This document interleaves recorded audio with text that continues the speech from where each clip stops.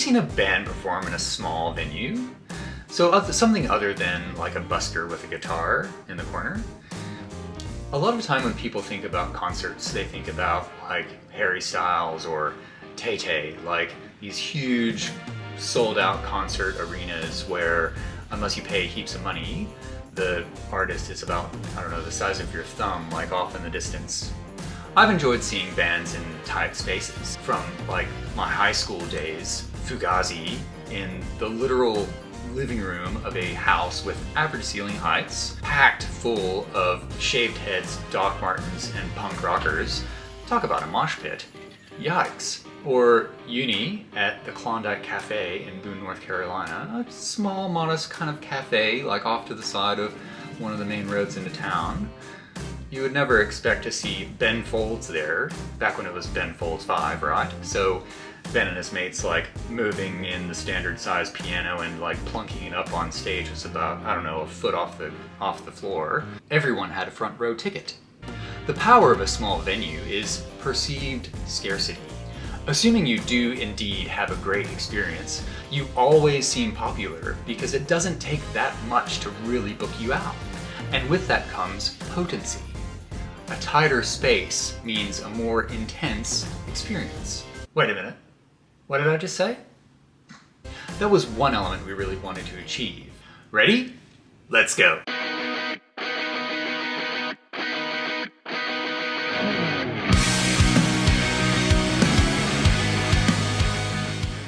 The site was an old Georgian two-story building situated on a corner with the entry on the side. So walking in, you were kind of almost in between these two spaces. So one kind of smaller space on your right, which was a bit walled off but not quite, and then a larger space on your left. The property had an additional 5 meters allotted to its boundary out the back, so it was just basically decided that we were going to move the kitchen to a new addition on the back of the space and then build a terrace on top of that for the second story. So what do we do with all this space? This wall made this area a bit too small for anything beyond a dining area and would have felt disconnected due to the placement of the door. The entry was already not quite in the middle of the space, it was more to the front of the building, so by placing the bar in that kind of front portion, taking advantage of the negative space under the staircase going up, as well as the windows around the front and the sides to have some tables seated for people to kind of look out on the street, made sense. That would mean that the dining area, or one of the main dining areas, would be to the left when you walked in, and then bathrooms would go behind that. Thinking of how servers and other guests were going to be moving through the space and kind of tinkering around with a few different options of layouts and kind of where to put the tables and chairs, I landed on the idea of just putting in a small room divider in order to create a bit of a hallway and to protect basically servers and people kind of walking through that space, understanding that was going to be kind of a higher traffic area for staff kind of going up the stairs to serve customers and coming back down. Also thinking about, I wanted to do kind of a banquette, but against that back wall, it just wasn't giving me the oomph that I wanted. So I thought instead doing some larger booths in this space, so really kind of claiming this space as a space for larger parties, but then also throwing in a few two-tops to balance it out. The booth design I wanted to keep pretty simple to kind of create a nice modern vibe and not detract from the rest of the space. So now it starts to take shape, but it still feels a bit too open. I wanted to define these spaces more specifically.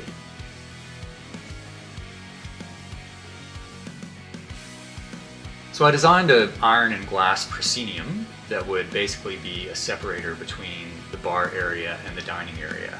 This does a couple things. So one, it defines kind of both spaces, but it also makes it look nice, right? So providing a nice feature and bringing some kind of black iron into the space. Meanwhile, the glass still provides some nice transparency, so if you're in the bar, you can still kind of get a sense for what's happening in the other space. Repeating that on top of the room divider in the dining hall as well, so that waiters, when they're coming out, they can kind of see who might be coming around a corner, enhancing the overall vibe of the space. But then of course we needed a creative thread to kind of pull it all together. And I was really inspired by the abstract movement. I like abstract art in regards to a music space because a lot of the artwork in that movement reminds me, or basically has a rhythm of its own. The lines and shapes and placement of different elements, the use of different colors also communicate a mood, just like one of your favorite songs does. So by showcasing some classic abstract art in the space would really communicate what this space was all about non-verbally, and also just make it look really cool. So I came across John Piper's work, and it really spoke to me because I liked his use of contrast, his use of color, his use of kind of repetitive kind of lines and shapes.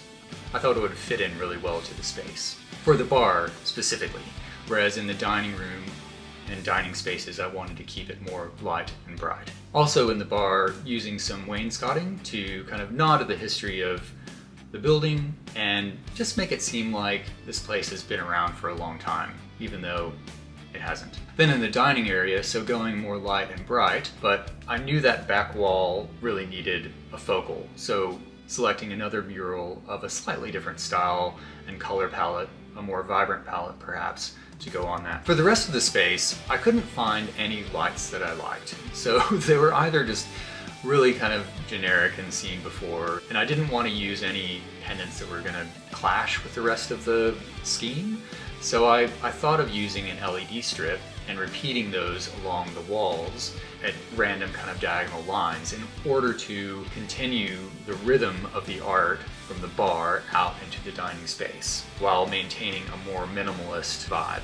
Then some simple lighting kind of illuminates the brick and distressed plaster wall, which we left as is through the entire space.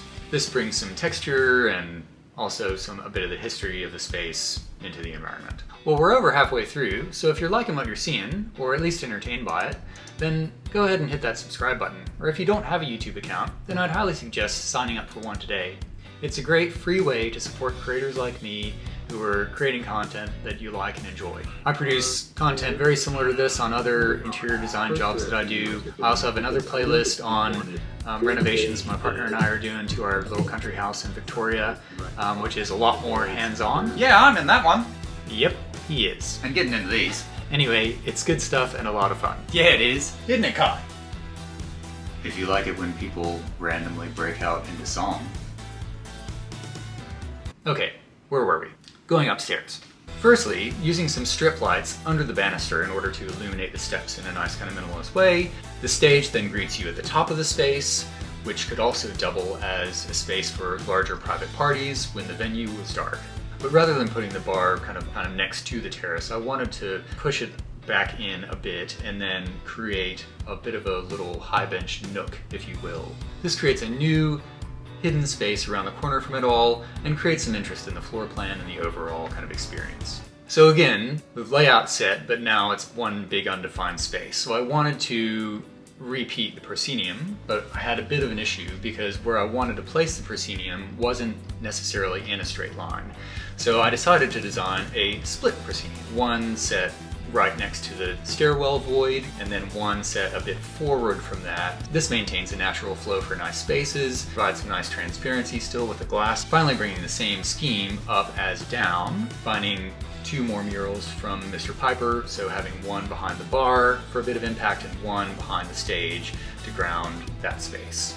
And I like the fact that there is a stage in the environment and there is also a proscenium for the stage, even though it's not necessarily right up against it. So you do get that kind of visual experience if you're kind of in the bar looking through the proscenium to the stage. Instead of painting the joinery in the bar, I used a timber to lighten the space, while pendants in the voids help to provide some more interest as well as a bit more glow.